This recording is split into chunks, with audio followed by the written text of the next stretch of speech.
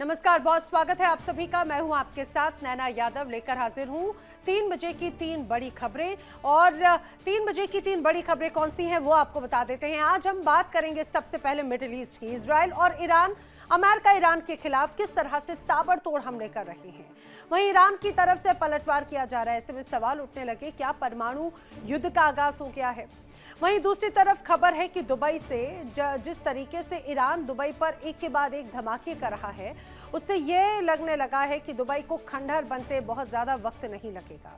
और जो तीसरी खबर सामने आई वो अमेरिका के साथ में नाटो ने आने से इनकार कर दिया है। जी हाँ, तो क्या ये युद्ध पूरी तरह से अमेरिका इजराइल बनाम ईरान हो चुका है। तो ये 3 बड़ी खबरें हैं और जिस पर करेंगे चर्चा। और ये कहा जाए कि मिडिल ईस्ट से लेकर पूरा पश्चिमी देश, बल्कि पूरा का पूरा इलाका कैसे धधक रहा है और उसका असर पूरी दुनिया पर पड़ रहा है।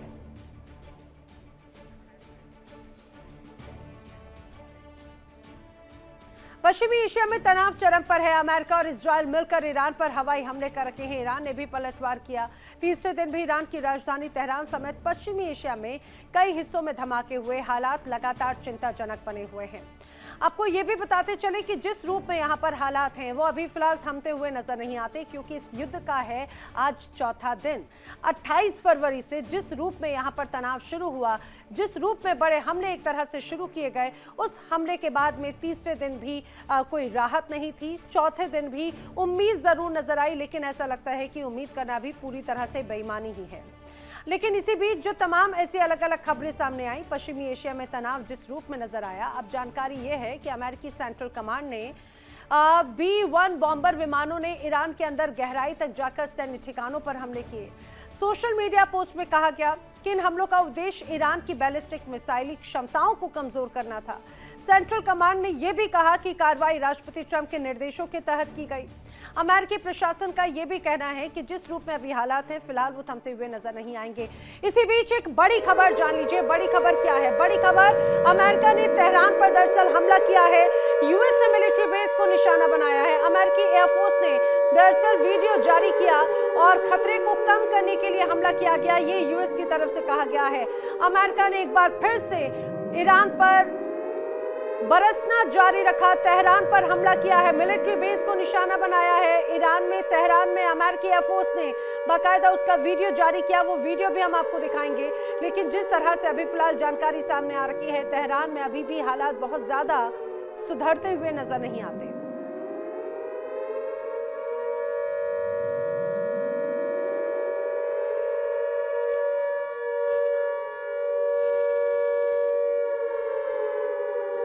और आइए आपको तस्वीरें दिखा देते हैं। ये जो तस्वीर सामने आई है, दरअसल अमेरिका की तरफ से तस्वीर जारी की गई और उस तस्वीर से ये तो स्पष्ट हो गया कि किस तरह से ईरान में बड़े हमले किए गए हैं। और ये हालात देखिए, ये दरअसल जिस जगह पर यह हमला हुआ ये था तेहरान का एयरबेस, और यहाँ पर उसी एयरबेस को एक तरह से बड़े स्तर पर टारगेट किया गया है और बाकायदा वीडियो जारी किया गया। ये मिलिट्री बेस था, यूएस ने जिस जगह को टारगेट पर लिया, मिलिट्री बेस, यानी कि जिसके दम पर लगातार ईरान की तरफ से बड़े हमलों को अंजाम दिया जा रहा है, उन्हीं पूरी ताकतों को ध्वस्त करने की कोशिश एक तरह से अमेरिका की है।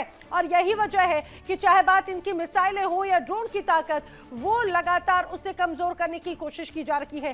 ये तस्वीर आपके सामने है और इन तस्वीरों को देखकर आप बखूबी समझ सकते हैं कि किस तरह से अमेरिका लगातार तेहरान पर दबाव बनाने की कोशिश कर रहा है। कल जब डोनाल्ड ट्रंप मीडिया को संबोधित कर रहे थे, उनके उस बयान से स्पष्ट नजर आ रहा था कि फिलहाल अमेरिका भी रुकने वाला नहीं है, थमने वाला नहीं है और इजराइल के साथ में वो एक बड़े हमले के साथ अभी भी यहाँ पर हालात यूं ही खींचता हुआ नजर आएगा। करेंगे चर्चा, मेरे साथ में खास मेहमानों का पैनल कनेक्ट हो रहा है। उनसे रक्षा विशेषज्ञ रिटायर्ड ग्रुप कैप्टन आशीष सहाय जी मेरे साथ कनेक्ट हो रहे हैं, रक्षा विशेषज्ञ दामोदर सिंह जी मेरे साथ कनेक्ट हो रहे हैं और न्यूज रूम से मेरी सहयोगी किरण भी मेरे साथ में कनेक्ट हो रही है। तमाम अपडेट्स के लिए मैं उनका भी रुख करूंगी, लेकिन अपने दर्शकों को बताती चलूं, जिस रूप में अभी हालात हैं वो फिलहाल बदलेंगे नहीं, ये इसमें स्पष्ट हो जाता है। आशीष सहाय जी, आप ही से जानते हुए, डोनाल्ड ट्रंप ने कल उसकी झलक एक तरह से दे भी दी थी। वो उनके बयान से ये स्पष्ट हो चुका था कि अगर ईरानियों को ये लग रहा है कि ये जो 3 हमले 3 दिन की लड़ाई हुई उसके बाद में हालात सुधर जाएंगे, तो वो अभी भी बहुत बड़े धोखे में है। हाँ, उन्होंने 2 मेजर कॉल्स ली हैं कल। एक फुट ऑन ग्राउंड का कंटेम्पलेशन चल रहा है कि हम्म। उनको करना पड़ेगा क्योंकि रेजिम चेंज होता दिख नहीं रहा है। 3 दिन हो गए, आज 4th डे में एंटर करेगा ये स्पेशल हम्म। ऑपरेशंस या वॉर जो भी बोले हम इसको। हम्म। और दूसरा कि उन्होंने टाइमलाइंस को अचानक से बहुत बढ़ा दिया है। हम्म। कल के उनके जो कुवैत में लॉसेस हुए हैं, उसके बाद से वो अपसेट थे और उन्होंने अब शायद इनको ज्यादा सबक सिखाने का और इतना डिग्रेड कर देने का कि ये छोटे-मोटे नेशंस के खिलाफ भी मिसाइल या ड्रोन अटैक ना कर पाए आज से 1-2 हफ्ते के बाद। हम्म। उस किस्म की एक बम्बार्डमेंट चल रही है उनके मिलिट्री इंस्टॉलेशंस पे। लेकिन अभी अभी भी चौथे दिन के पास भी इनकी जो ड्रोन कैपेसिटी है ईरान की, ड्रोन को कहीं से भी लॉन्च करने की, कहीं से भी मोबिलिटी ले लेने की, उसको एक जगह से दूसरी जगह पे, वो खत्म होती हुई नहीं दिख रही है। इसका एक मुख्य कारण ये हो सकता है कि जितने भी इनिशियल टारगेट्स को टेक डाउन करने का आईडीएफ का या यूएसए का प्लान है, वो सारे स्टैटिक टारगेट्स हैं, मेजर मिलिट्री बेसेस हैं, मेजर इंस्टॉलेशंस हैं। इनके जो बटालियन के हेडक्वार्टर्स हैं आईआरजीसी के, उनकी स्टेट टेलीविजन है, उनका कम्युनिकेशन सिस्टम है, उनकी मिसाइल डेवलपमेंट फैसिलिटीज हैं जिसमें कुछ अंडरग्राउंड है जिसको बी टू बॉम्बर्स ने कल और 2 दिन पहले भी उड़ाया है। तो लेकिन इस सारे मिशन में, इस सारे कैंपेन में जो छोटे छोटे ड्रोन लॉन्चर्स और छोटी मिसाइल के लॉन्चर्स हैं, उनको ये अभी तक हिट नहीं कर पा रहे हैं। हम्म। शायद इन्होंने जानबूझकर उसको अभी इग्नोर किया हुआ है क्योंकि इससे स्ट्रेटेजिक लेवल पे इनका एक फायदा होता हुआ दिख रहा है अब हम्म। कि बटालियन कमांडर्स आईआरजीसी के रैंडमली किसी भी बेस को मार रहे हैं, फ्रेंड है कि फो है, वहां पे यूएस प्रेजेंस है या नहीं है, इररिस्पेक्टिव वो लेफ्ट राइट एंड सेंटर अपने छोटे एमुनिशन को यूज कर रहे हैं, जिससे ईरान के करीबी देश, अगल बगल के देश अमेरिका की तरफ झुकते हुए दिख रहे हैं और अब थोड़ा बहुत ऑफेंसिव होते हुए दिख रहे हैं। हम्म। हम्म। उसके भी 2 कारण हो सकते हैं। एक कि उनका डिफेंसिव एम्यूनिशन अब 3 दिनों के बाद, चाहे हम्म। आप बहरीन की बात करें, कुवैत की बात करें, हम्म। इन्होंने ओवर रिएक्शन में छोटे ड्रोन्स को, ईरान की तरफ से आने वाले छोटे हमलों को न्यूट्रलाइज करने के लिए हम्म। काफी बड़ी मात्रा में अपने एयर डिफेंस सिस्टम्स को यूज कर लिया है। जी। और इसके रीइंफोर्समेंट के लिए थोड़ा वक्त लग सकता है क्योंकि हम्म। यूएसए, उनकी नेवल फ्लीट्स, उनके बेसेस और आईडीएफ पूरी तरह से सप्लाई लाइंस को एस्टैब्लिश किए हुए हैं। हम्म। लेकिन ये जो छोटे छोटे देश हैं जिनको ये नहीं लग रहा था कि ईरान डायरेक्ट हिट करेगा उनके टारगेट्स को, हम्म। उन्होंने ओवर स्पेंड किया अपना डिफेंसिव एम्यूनिशन और हम्म। अब वो कुछ दिनों में खत्म होता हुआ दिखेगा। हम्म। इसी वजह से ट्रंप ने ये भी एक रीइंफोर्समेंट का जी। इनडायरेक्ट मैसेज दिया है कल कि हम्म। हमारे पास बहुत गोला बारूद है, हम हम्म। लंबी लड़ाई लड़ सकते हैं। इसमें तो वो कोई अपने शक नहीं मित्र, सर, लेकिन लेकिन ये लंबी लड़ाई आखिर किसके लिए ज्यादा फायदेमंद है? क्योंकि युद्ध कभी भी अच्छी खबरें लेकर नहीं आता। दामोदर सिंह जी, यही सवाल आपसे करना चाह रही हूँ, क्योंकि कभी भी युद्ध अच्छी खबरें लेकर नहीं आता, चाहे अमेरिका हो, चाहे ईरान हो, इजराइल हो या मिडिल ईस्ट के अलग अलग देश। दुबई में भी जिस रूप में लगातार बड़े हमले हो रखे हैं, शायद मिडिल ईस्ट या दुबई या सऊदी अरब जैसे देशों ने भी कभी नहीं सोचा होगा कि ईरान का रिटेलिएशन इस रूप में होगा। अमेरिका ने भी अपने कई सैनिकों को खोया, यहाँ पर काफी मिलिट्री नुकसान हुआ। दूसरी तरफ ये कहा जाए फाइनेंशियल वे में भी एक बड़ा डैमेज जरूर यहाँ पर नजर आता है। हालांकि अमेरिका उसको कवर अप करना बखूबी जानता है और वो करेगा भी। लेकिन आखिर इस पूरे युद्ध को लेकर कौन ज्यादा खो रहा है, कौन ज्यादा पा रहा है? युद्ध में कभी कुछ कोई नहीं पाता, सिर्फ नुकसान ही होता। दोनों देशों का युद्ध में कभी कुछ नहीं मिलता किसी को। सिर्फ हाँ, बिटर वो अलग ट्रुथ। बात है कि आपका शर्त नेगोशिएशन टेबल पे आए और शर्तें मान लें, वो लंबी, पर युद्ध से किसी का कभी लाभ नहीं होता। पर जैसा कि आपने नैना बताया कि ईरान जो कुछ ये कर रहा है अपने पड़ोसी मुल्कों पे, दुबई पे सारे अटैक कर रहा है, इसका सिर्फ एक ही रीजन है। ईरान चाहता है कि ये सारे मुल्क जो गल्फ स्टेट के, वो अमेरिका पे दबाव बनाएं और युद्ध को जल्दी खत्म किया जाए। ये बहुत सोची समझी रणनीति के तहत उन्होंने ये प्लान किया था। हालांकि मैं सहाय सर की बात से भी अब बिल्कुल सहमत हूँ कि अब वहां पे कोई लॉलेसनेस है, कोई वहां पे डायरेक्शंस नहीं है, सीनियर लीडरशिप है नहीं, पूरी तरह वाइप आउट हो चुकी है। तो वो सारे जितने भी बटालियन कमांडर है, जिन जिन के पास मिसाइल, जिनका कंट्रोल है, जो भी कमांड सेंटर है इनके, जितने भी सीनियर, जो उसके बाद जो नेक्स्ट लेवल की लीडरशिप है, उनको जहां पर भी नजर आता है कि यहाँ से खतरा हो सकता है, ये करने उनके जो भी अपनी सोच और तरतीब है, वो कर रहे हैं। एक चीज नैना जो बहुत आप गौर करेंगे, एक ऑर्गेनाइज तरीके से वॉर लड़ना, प्लानिंग के साथ और स्ट्रेटेजिक तरीके से लड़ाई को लड़ा, जिस तरह से यूएस लड़ रहा है, लड़ाई कर रहे हैं, उनके देखिए फुटेज आ रहे हैं प्रॉपर, सेंटकॉम या उनके जो भी है, वो अपने सैटेलाइट इमेजरी, ड्रोन फुटेज वो सब रिलीज करते हैं और प्रॉपर बताते हैं कि यहाँ पे हमने अटैक किया, ये किया। ईरान की तरफ से बेशक वो लड़ाई लड़ रहे हैं, ड्रोन भेज रहे हैं, सब कुछ है, हिट भी हो रहे हैं टारगेट, ऐसा नहीं है। अभी दुबई में रिफाइनरी उन्होंने हिट किया, लेकिन इस तरह का कुछ भी नजर नहीं आता। ये सब कुछ दिखाता है कि ईरान के पास अभी एयर डिफेंस की कैपेबिलिटी नहीं है, और जितना उसने चाइना पे भरोसा किया था कि चाइनीज फुटेज उसे, चाइना की तरफ से उसे सैटेलाइट सपोर्ट मिलेगा, मुझे नहीं लगता कि ईरान को बहुत ज्यादा कुछ उसके पड़ोसी मुल्कों से मदद मिल पा रही है। ठीक है। अब अफरा तफरी में हम्म गल्फ स्टेट के मुल्क को टारगेट किया जा रहा है, क्योंकि वो आपके लिए बहुत आसान टारगेट है, और आप चाहते हैं कि इसमें ऐसा कोई करने से शक अमेरिका नहीं। के ऊपर एक दबाव बने, और वो दबाव की वजह से अमेरिका ये युद्ध खत्म करे जल्दी से। आपकी जो टेक्निक है, मुझे नहीं लग रहा कि अमेरिका इस चीज को स्वीकार करेगा, गल्फ स्टेट के किसी भी ऐसे सिफारिश को, और वो लड़ाई को लंबा लेके जाएगा जब तक कि ईरान में अब उन्होंने जो भी मकसद बनाया हो। लेकिन मुझे लगता है कि जब तक ईरान पे अभी रिजीम चेंज, अभी कल तक हम ये सोच रहे थे कि ग्राउंड फोर्सेस का ऑफेंस स्ट्राइक हो सकता है, ग्राउंड फोर्सेस ना करे, ग्राउंड फोर्सेस वहां पे लैंड जी ना जी करे। जी। मुझे लग रहा है कि कल से जिस तरह से हालात बदल रहे हैं, इसराइल का भी मन बना है ग्राउंड फोर्सेस को वहां पे लेके जाने का, अमेरिका का भी लेकिन बार-बार लेकिन क्या स्टेटमेंट वो आ रहे हैं। इतना आसान होगा? बड़ी बात तो यही है, क्योंकि यहाँ पर अगर मिडिल ईस्ट का भी कोई इंटरफेरेंस, कोई काम आएगा। वेल, मैं जल्दी से किरण का रुख कर रही हूँ न्यूज रूम का। किरण के पास में कुछ और बड़ी खबरें हैं। किरण। बिल्कुल नैना, यहाँ पर बड़ी खबर आ रही है कि ईरान के एक एरिया में जो है भूकंप के तेज झटके महसूस किए गए हैं, और इसकी जो तीव्रता है वो 4.3 यहाँ पर मापी गई है। और ऐसे में देखिए, महायुद्ध के बीच में ये भूकंप के झटकों का महसूस करना। सुबह के वक्त में देखिए नैना, एक और खबर सामने आई थी कि अमेरिका के एक एरिया में, जहां पर खास तौर से न्यूक्लियर साइट से, वहां पर भूकंप के झटके महसूस किए गए थे, और उसकी भी तीव्रता 4.3 के ही करीब थी। और पश्चिमी मीडिया की तरफ से यह दावा किया गया था कि वहां पर परमाणु परीक्षण संभवतः जो है अमेरिका कर रहा है। लेकिन अब यहां पर क्या कुछ दावा किया जा सकता है, क्योंकि गेराश का ये पूरा इलाका है जहां पर ये एक भूकंप का झटका जो है वो महसूस किया गया है।